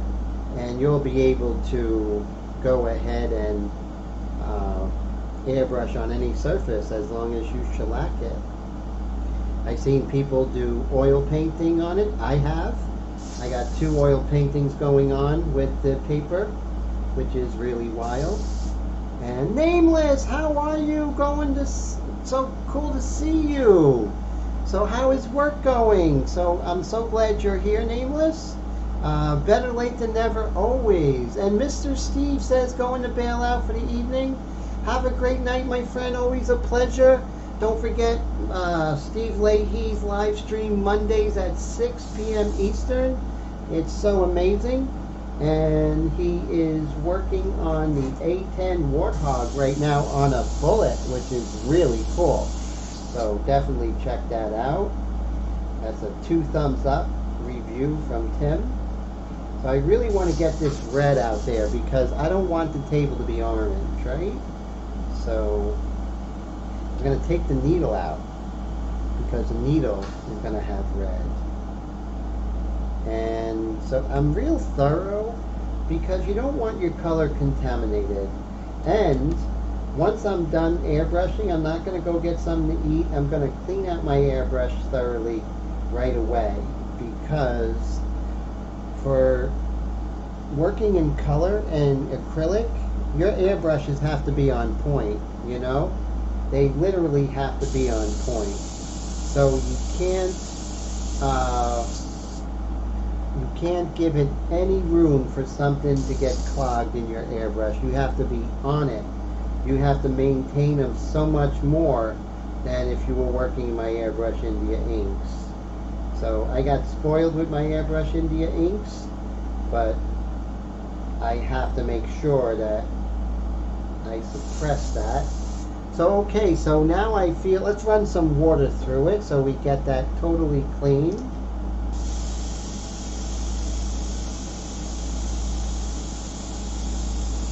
So we only have 9 minutes to go. That is some weird, wild stuff.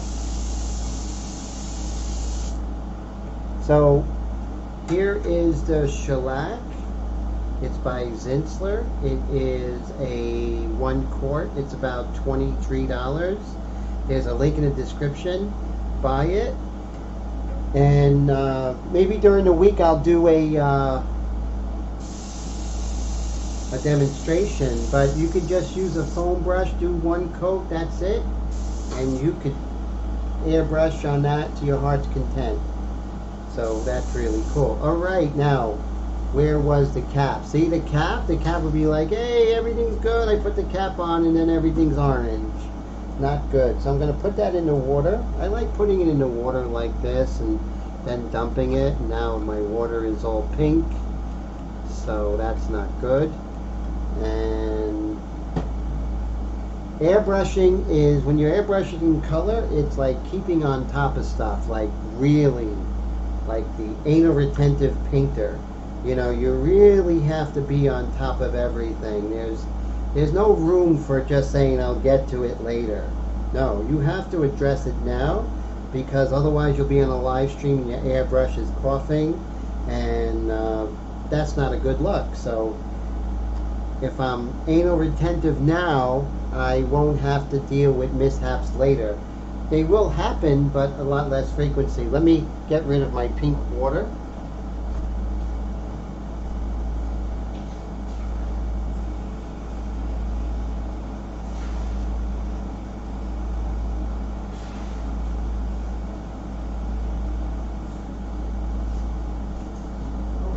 Just in time to go ahead and load this yellow ochre white mixture with a little bit of Indian yellow, and we're going to establish the table. And we're going to do that with the Extreme Patriot 105. That was designated as our light colored airbrush, right? So look at the nice thinness of it, right? It's not thick by any means. Every battle is won or lost before it's ever fought. Sun Tzu, The Art of War.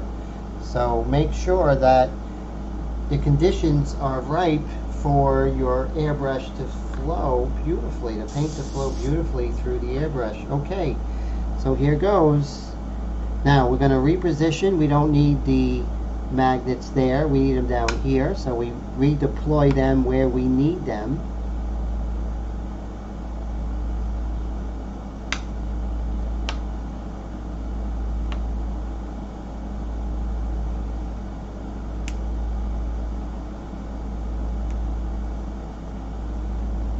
Okay, we have more back here. Oh, look at that, right on top of the king meat, right? Let's see. Right here, all this is covered. All right, right here is covered, so let's put a magnet there.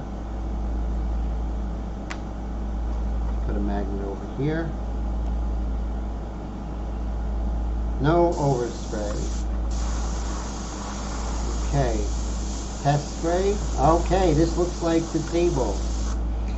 I don't want yellow on my table, so I'm going to get a piece of paper and put it underneath.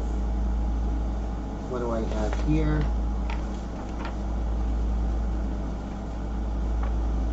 Let's see if I can kind of squeeze this underneath. There we go. Like I said, it's a lot of preparation when working with color. This isn't opaque. You can see how it's covering, right? See how it's covering the ink underneath.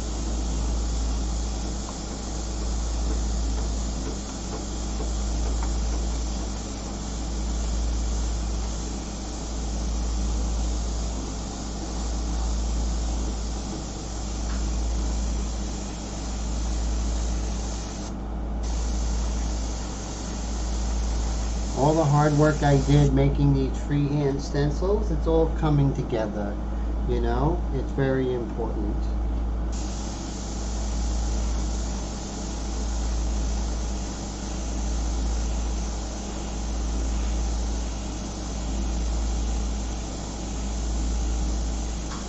And of course I'm establishing this table, right? It's not, I'm painting the table and that's it and I'm done. No, we arrive at the color. We're not trying to mix the color. We're not trying to match the color. We're trying to arrive at the color.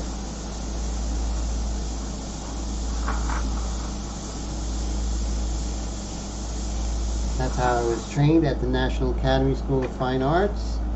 And I'm going to stick with that even when I'm working in airbrush.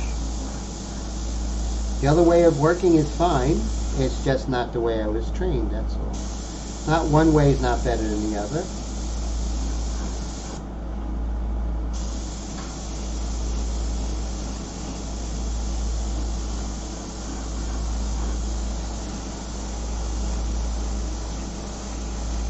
Now I got to be careful not to oversaturate.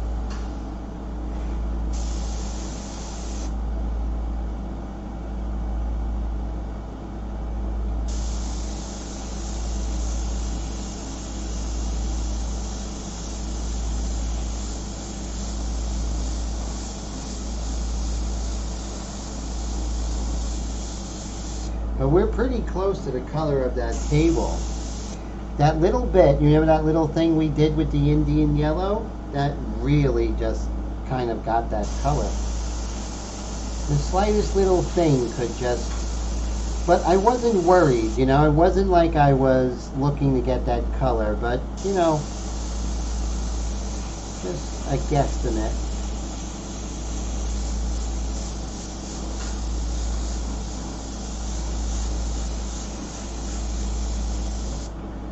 Okay, so where are we? We're at 11:28, and let's go ahead and add a little bit more because I ran out. What a beautiful color, huh? So it is Naples yellow with titanium white and a little bit of Indian yellow. It's a nice color.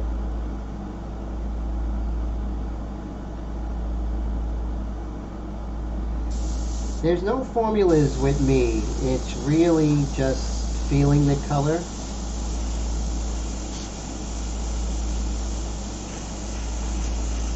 And adjusting, just like value, you know, you feel the value and you adjust.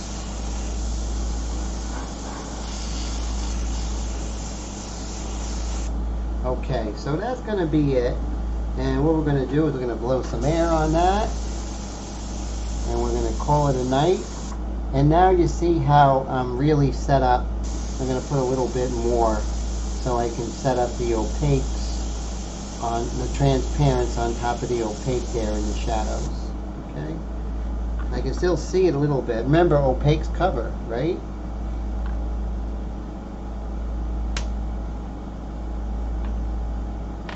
Got to be very careful, and I got to clean these magnets because it is messy. Remember, we did the red behind her, so we have to pay attention to that. And we'll see where we are. Look at all that red that's on the magnets here. Messy. But I'm going to be sure to clean those magnets because I don't want to reposition. Let's say I'm working in India ink. I don't want to reposition that red ink on my India ink painting.